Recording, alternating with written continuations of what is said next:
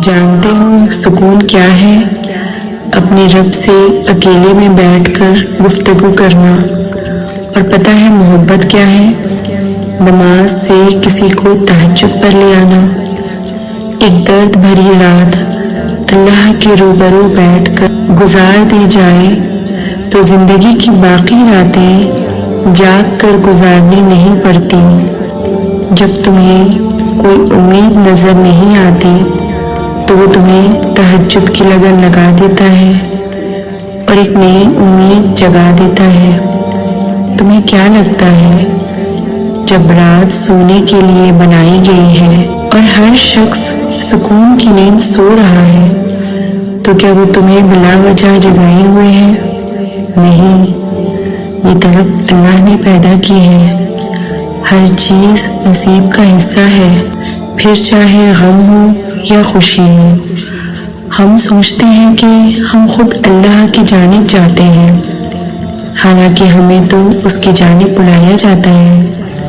تہجد سے تقدیر بدل جاتی ہے تو راتوں کو اٹھ کر اللہ کے سامنے اللہ سے مانگو۔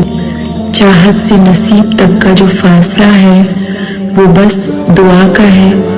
جب تمہارے ذہن میں تہجد پڑھنے کا خیال بار بار آ رہا ہو تو سمجھ جاؤ کہ تمہاری دعاؤں کو قبولیت کا پروانہ مل چکا ہے۔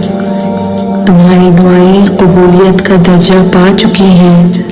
تم بس دعا مانگو، باقی اس پر چھوڑ دو۔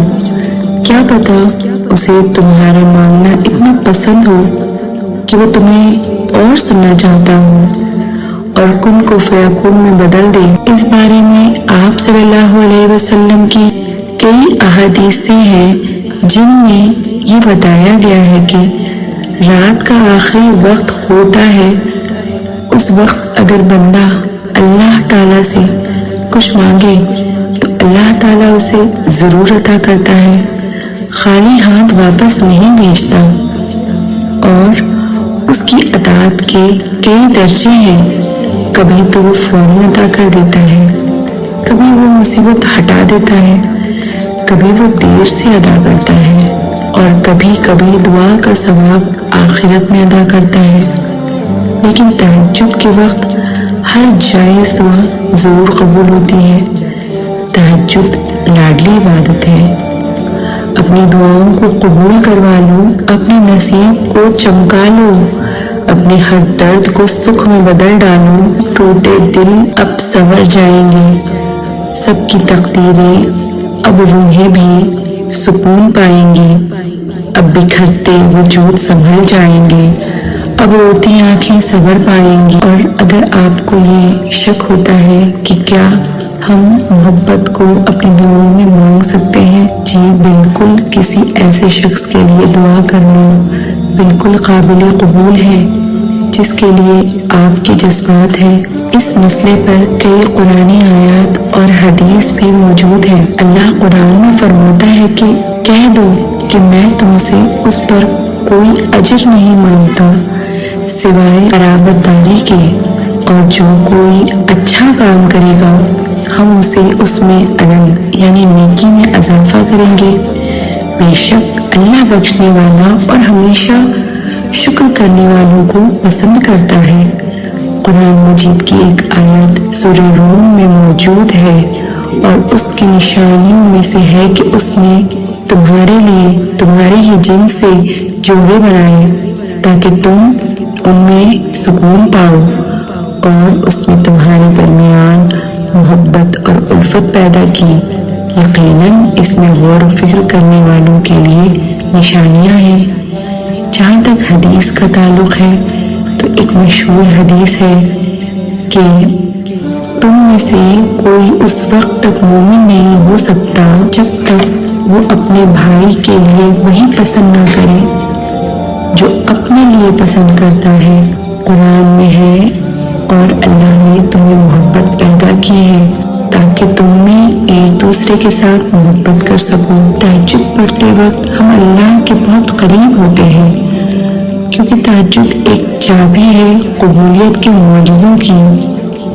جب ہم تہجد میں اپنے کسی خاص مقصد یا کسی مطلب کے لیے بستر چھوڑ کر اللہ رب العزت کے سامنے مانگنے کے لیے اٹھیں تو کیا ایسا ہو سکتا ہے کہ وہ رب العزت آپ کو نوازے نہ؟ کچھ تو ہے جس کا ہونا باقی ہے۔ اگر نصیب کا ہونا سب کچھ ہوتا تو اللہ تمہیں اپنی خواہش کو مانگنے کے لیے تہجد کا راستہ نہ دکھاتا۔ تمہارے دل میں اگر اللہ نے سجدے میں مانگنے کی چاہ ڈالی ہے تو پھر کچھ تو ہے جس کا ہونا باقی ہے، اور ہو سکتا ہے تم پر آنے والی یہ آزمائش ختم ہونے والی ہے اور تم جو رو رو کر دعائیں مانگ رہے ہو ان کی قبولیت کا وقت آن پہنچا ہے۔ اور اگر تم تھوڑی سی آزمائش کے ڈر سے اپنا یقین ہار بیٹھو گے تو تمہاری دعائیں کبھی نہیں قبول ہوں گی۔ صبر کرو، دعا کرتے رہنا، ہو سکتا ہے کہ یہی تمہاری چاہت کا راستہ ہو۔ اللہ سے مانگنے والوں کے کام تو بنتے ہیں، لیکن جو اللہ سے رو کر مانگتے ہیں ان کے کام ایسے بنتے ہیں کہ پتہ ہی نہیں چلتا۔